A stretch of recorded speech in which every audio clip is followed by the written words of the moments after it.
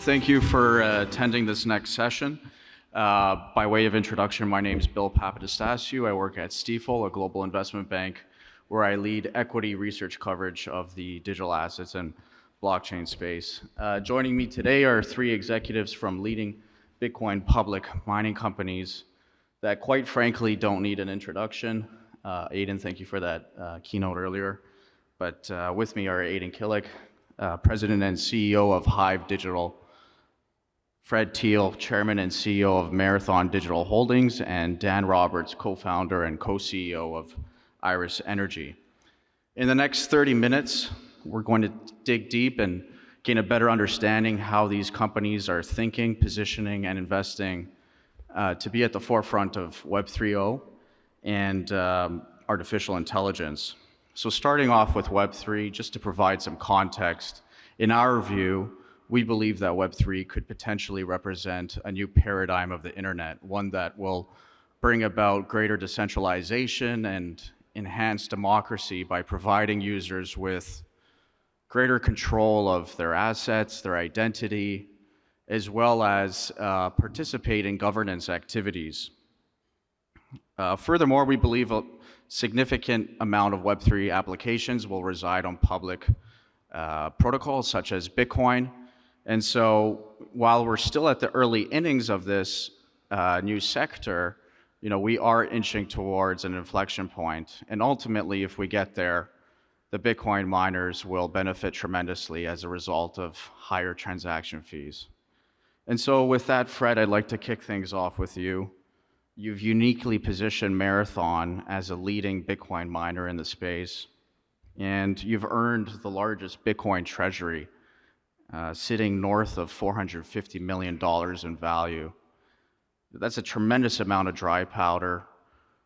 Perhaps you can give us some more color in terms of what areas of Web3 excite you the most and what's keeping your team busy these days. Thank you. I think there are a whole slew of applications that are going to come to market. I think other panelists earlier today talked about the non-sexy stuff that has yet to come in the way of fintech applications and other things. Then there are the more exciting things around entertainment, around media, games, and just personal data sharing. And this whole shift from data residing in silos that are controlled by applications to data that's on essentially the blockchain that is in the users or the corporate owners' control. So we're very focused on investing in and building tools that allow people to build things on sidechains. And while you would wonder, why is a Bitcoin miner investing in technologies that lets you build applications? Part of it is, as you said, we're trying to do things that's going to drive adoption of Bitcoin as a technology, not just as an asset class, that will drive transaction volumes and transaction fees. But more importantly, the more we can do to leverage the security that the Bitcoin blockchain provides to applications, the more people will build things on that blockchain. And over time, the Bitcoin blockchain will essentially become like the internet. The internet is just TCP/IP. It's a layer that's fairly dumb. And all the exciting stuff is built on subsequent layers above it. Unlike Ethereum, where you're actually programming in the layer, Ethereum has since evolved and gone through a number of maturations which make it less attractive for applications that require high security, high diversification, high decentralization. And so we think Bitcoin is perfectly poised for that. So we're spending our assets to invest in really building the next generation of applications that will reside on top of Bitcoin mining, in the same way that we're building applications that take Bitcoin mining into other areas than just the mining of Bitcoin: food security, energy security, and other places like that. Great, thank you. Aydin or Daniel, do you want to chime in there? What else is catching your attention in the space? Yeah, I think the Lightning Network is a really exciting expansion of the Bitcoin network. We're working on setting up a Lightning node. There's a couple things that make Lightning really exciting, both from adoption for the broader society. And on that node, it's really using Bitcoin for transactions, micropayments, which Lightning facilitates. But Bitcoin is an internet native currency. And so as we enter this new era of Web3, you'll have commerce secured by the Bitcoin network. So we're personally very excited by the Lightning Network, and by depositing Bitcoin, we can actually create more Lightning channels, which creates more bandwidth. So I see, and I'm sure my colleagues would agree, Bitcoin miners are a natural supporter or ally of the developers of the Lightning Network, as we have the infrastructure to help them flourish. Great, thank you. So just shifting gears, a number of miners have announced investments towards AI and high-performance computing infrastructure projects. This, of course, comes on the back of large demand for large language models and such as ChatGPT. And according to a Bloomberg intelligence report, the AI industry is projected to grow at a 34% compounded annual growth rate up until 2030. However, at the same rate, we've also witnessed significant headwinds to Bitcoin mining economics in 2022 as a result of a resilient growth to network hash rate. And so, Daniel, your company recently purchased 248 NVIDIA H100 GPUs. Walk us through that decision and provide some more color in terms of the market you'll be targeting, who will be your customers, and how do you see yourselves competing against traditional hyperscalers? Sure. So I think stepping back, when you look at the purchase, it's been consistent with our whole DNA and what we've been building. So our team's built and delivered $25 billion of infrastructure projects globally, historically, including data center projects. And for us, we viewed this whole Web3 fourth industrial revolution through a slightly different lens, which is, if I use agricultural analogy, the key with agriculture is around hydrology in your land and the ability to work that land and use that key commodity input to deliver commodities of value depending on what the market wants and demands at any point in time. We're modern day farmers, so our key feedstock is low cost excess renewables. We then build data centers to monetize that renewable energy into an end commodity or product which the market demands. The fourth industrial revolution, we're all going online, you know, the Matrix, Ready Player One, all that stuff that we thought was so far out in the future, like we are heading along that curve. So for us, we've developed our own proprietary data centers, they're next gen data centers. We're operating 70 kilowatt racks. And I think that's the heart of the opportunity for us. ASICs are power dense. We've become expert, like a lot of Bitcoin miners, at managing power dense compute. Now, just remove the word Bitcoin mining. It can sometimes be confusing. At the end of the day, all of us are just operating computer chips. Now, whether they're ASICs, whether there's GPUs, a lot of parallels are between that. So for operating the GPUs, I think when you compare the opportunity in front of a lot of us in the Bitcoin mining space, as compared to the hyperscaler model, it is simply about power density. So historically, these hyperscalers have operated 5 to 15 kilowatt racks, capital city locations, optimized for very different things. Really low latency, ultra high reliability, mission critical hospital systems, government, etc. But this new wave of high performance compute doesn't need all those bells and whistles.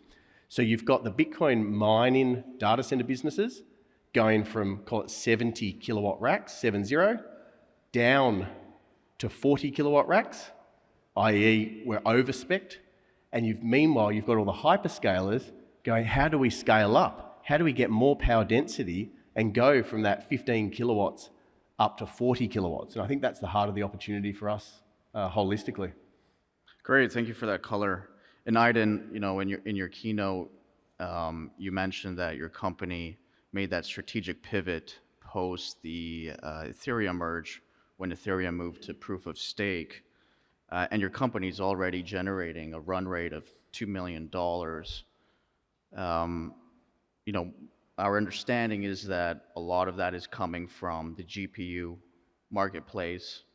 People are renting those GPUs. Maybe you can walk us through how you plan on actually scaling out that enterprise-grade solution, and just talk a little bit more about the revenue sustainability, just given, the high revenue per kilowatt hour you're seeing these days? Yeah, so great question.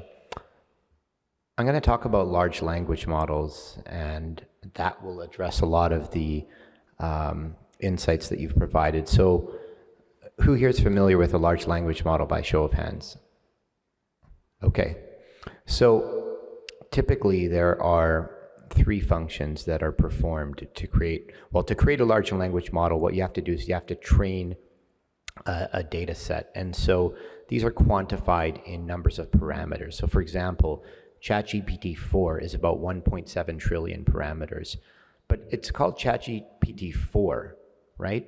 The first ChatGPT by OpenAI came out in 2018.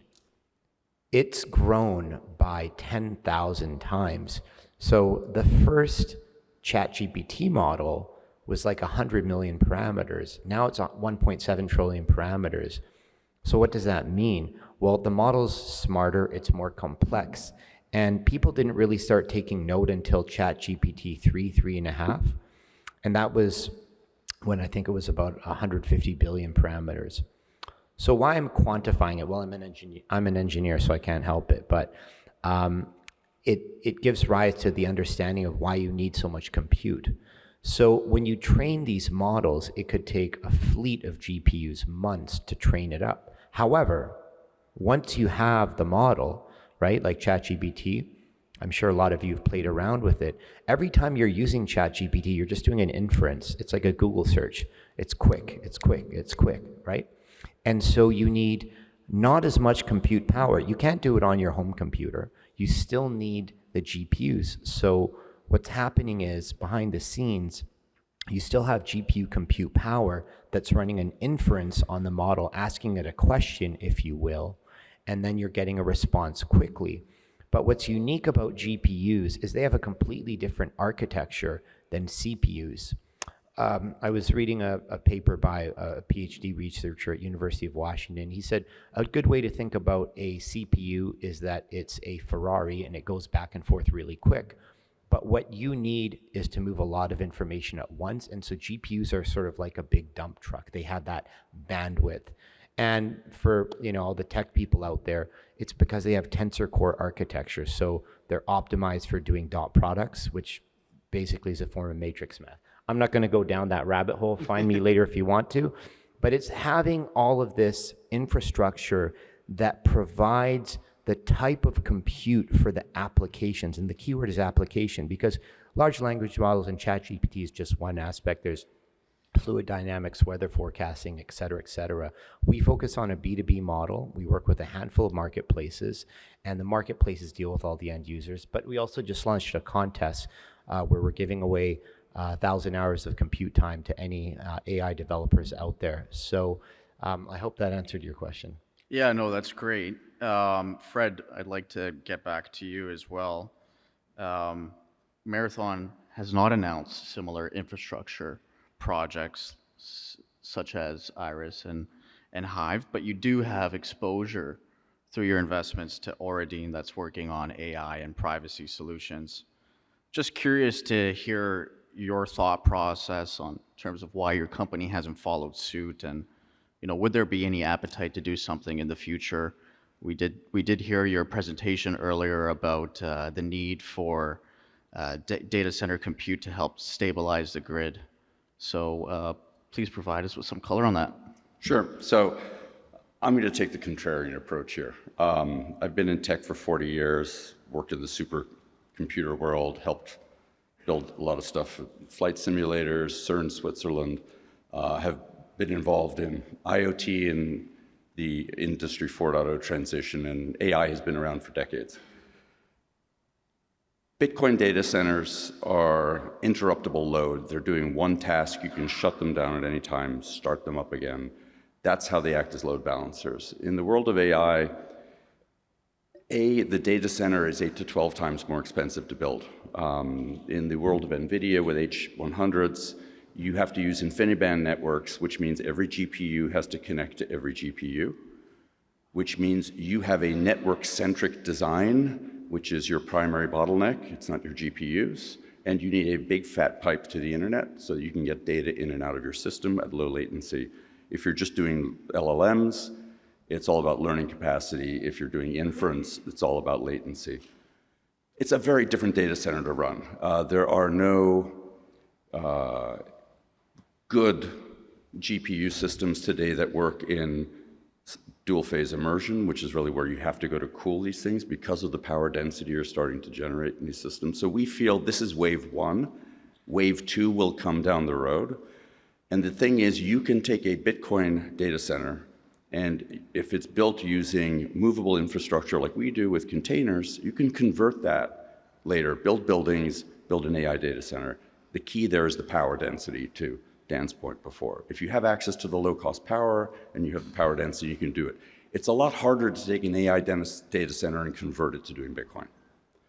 So we think this is wave one. What we are doing in this area, though, is we've invested heavily in immersion technology. We think that the type of immersion technology we've developed will be very applicable in the AI space. We're talking with a number of the OEMs primarily. We're very invested on the silicon side through Aydin, which is building systems not just for Bitcoin mining, but also the AI side. And so we believe by playing in the infrastructure space, we're going to have a better long-term bet than by betting on the services side of this business. And so when wave two comes, maybe there'll be an interesting consolidation opportunity, we'll have to see. But wave one with LLMs, we believe there's a huge amount of optimization that's going to happen in LLMs with vector databases and other technologies that will essentially take the power, think of it, compute power requirement down by a factor of 10 every 24 months, which means you're going to grow a certain amount of capacity, and then you're going to have to start replacing these GPUs on a frequency basis that's very similar to Bitcoin mining, which is really why I think you're not seeing the hyperscalers enter this space quite yet. They've developed their own processor technology. They're getting ready to enter it when the actual adoption rate is right. And so I think from a market timing perspective, being a contrarian, it's too early for a company like us to get involved in the AI space in that regard. Great, thank you, Fred.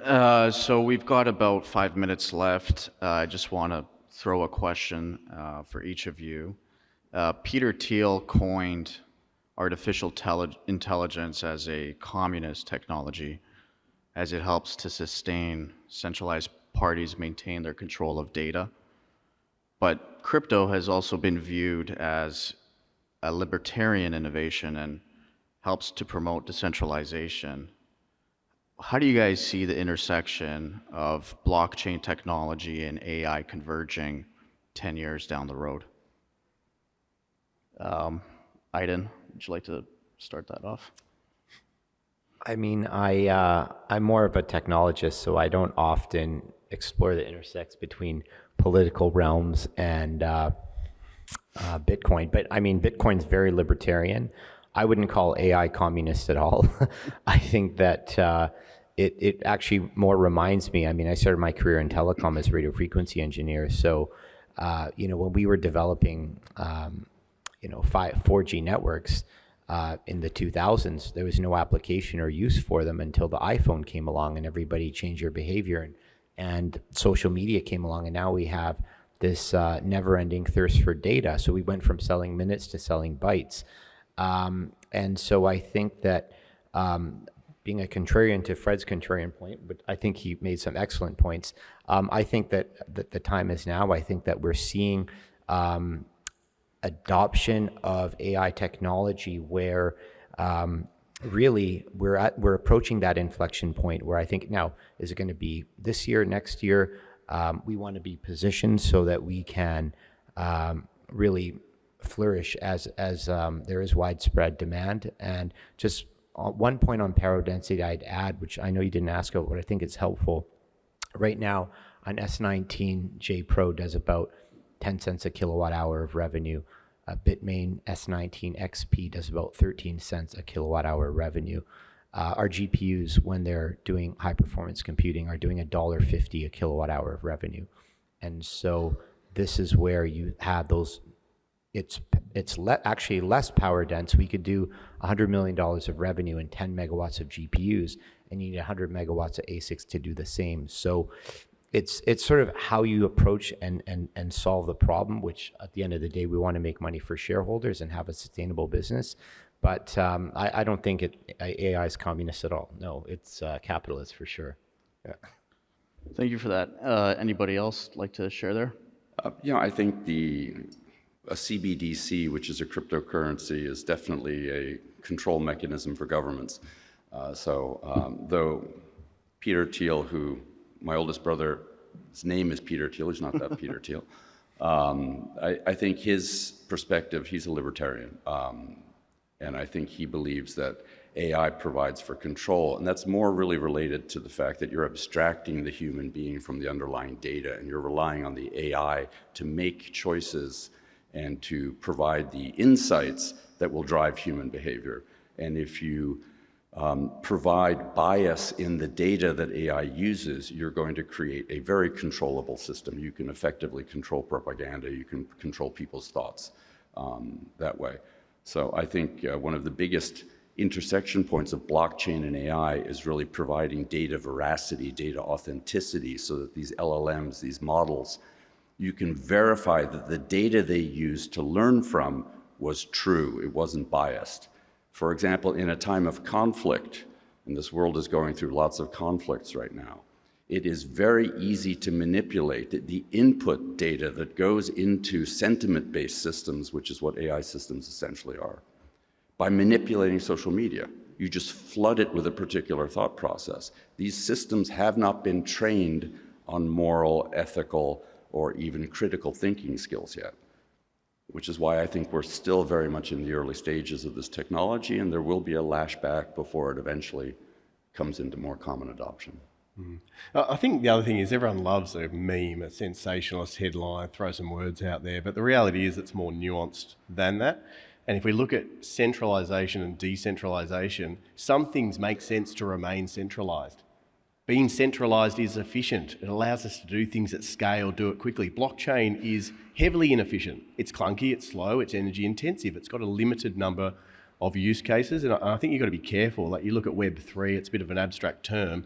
If you step back and you look at the way society is going, we're now in a position where society is a little bit fed up with the imposition of control and power of governments, technology companies, banks, etc. So there is this wave towards decentralisation. And funnily enough, I'm not that pro-crypto, right? Most of it's a lot of nonsense and people running marketing scams, etc. But at its heart, it's a noble objective where we're trying to disintermediate these central authorities and try to engage more into a peer-to-peer fashion in a way that creates that integrity and allows us to communicate as humans better. Bitcoin just happens to be the purest, most simple first use case for that. It's money.